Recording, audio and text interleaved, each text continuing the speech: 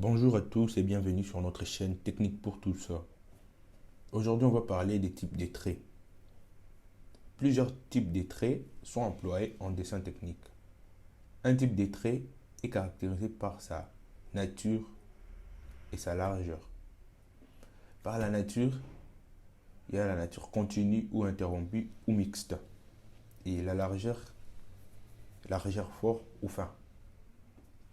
Directement, on va passer au tableau. Dans les tableaux, il y a les types de traits, désignation et application. 1. Trait continu fort. Le trait continu fort est utilisé pour les arêtes et contours vus, cadres et cartouches. Donc, quand tu fais un dessin, les traits continus forts, c'est les traits qui désignent le contour de ton dessin, de ta pièce, de ta vue, mais aussi quand tu fais les cartouches.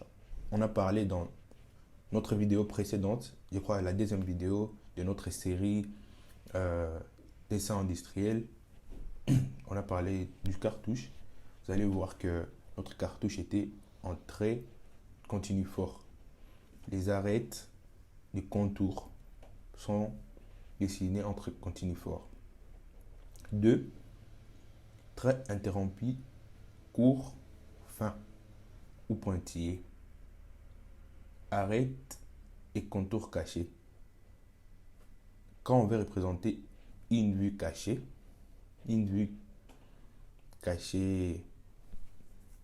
ou un trait caché, c'est quand on utilise les traits interrompus, court, fin. 3. Trait mixte fin ou trait d'axe. C'est pour représenter les axes, plan de coupe ou plan de symétrie. Genre, si une pièce est symétrique, si une pièce est symétrique, lorsque une pièce est symétrique lorsque la partie gauche égale à la partie droite quand la pièce est divisée en deux. Par exemple, prenons l'exemple d'un cercle. Une pièce de la forme du cercle est symétrique. Donc, pour maintenant montrer la symétrie, l'axe des symétries, on utilise des traits mixtes fins. Parfois, on l'appelle aussi trait d'axe, bien sûr. 3. Trait continu fin.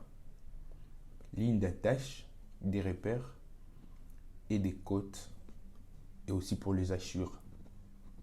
Les traits continus fins sont utilisés pour des hachures. Donc, quand on fait la coupe, quand on effectue la coupe, on utilise les traits continus fins.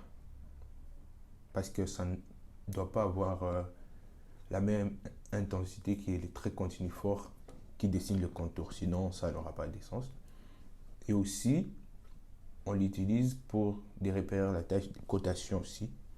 Quand on devait faire la cotation, comme nous l'avons fait dans notre vidéo précédente, où on a parlé de la correspondance de vue, vous allez voir, on a utilisé les traits continus fins. 5.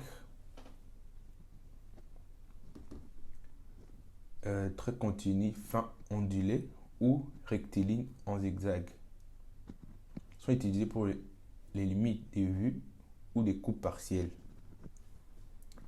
Par exemple, tu dessines une vue et que malgré l'échelle, la vue est grande que les papiers. Parfois, on utilise les traits continus fins ondulés et aussi pour des coupes partielles. Oui, c'est ça. Et enfin, les traits mixtes fins à des tirés sont utilisés pour des contours des pièces voisines, partie située en avant du plan de coupe. Contour des pièces voisines, partie située en avant du plan de coupe. C'était ça, c'était tout pour les traits. Ici, nous avons parlé des traits. Maintenant, on va parler seulement des exemples pour voir si les gens ont bien capté. Et merci pour la vidéo. Merci pour les gens qui ont regardé la vidéo. Je pense que vous avez aimé. On se voit dans la prochaine vidéo. Abonnez-vous, partagez pour plus de vidéos. Merci.